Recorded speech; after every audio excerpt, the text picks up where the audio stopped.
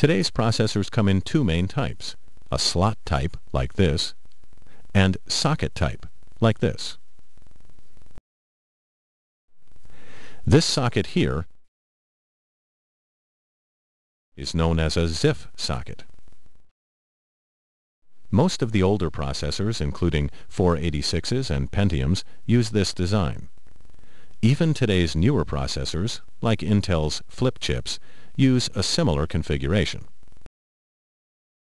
If your CPU socket looks a little different from this one, check the text notes in this chapter for some tips on dealing with different socket types. Carefully lift the arm to the side and then up. When you are inserting the CPU, make sure the arm on the ZIF socket is upright and you have the pins lined up with the holes in the socket. If you turn the CPU pin side up, you will notice it has one blunted corner like this. In most cases, there is also a missing pin to guide you like this here. These two indicators are designed to help you orient the chip in the socket. It only fits in one way, so carefully match up the pin pattern on the CPU with the hole pattern on the socket.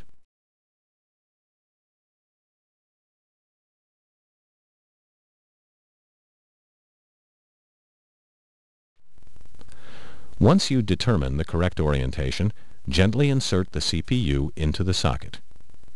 If it's aligned correctly, it should fit snugly, but it won't need to be forced. Now you can close the socket by snapping the tension arm into place.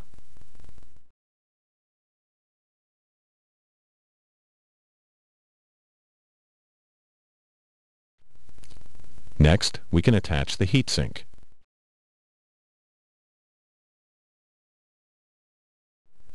Place the heatsink on top of the CPU and fasten it to the socket with the arm clamps.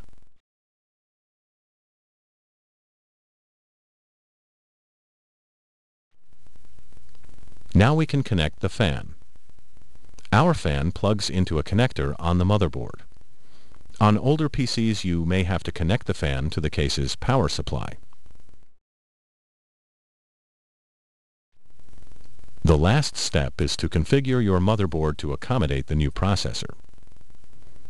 Our motherboard is jumperless and will auto-detect the CPU when we turn on our PC.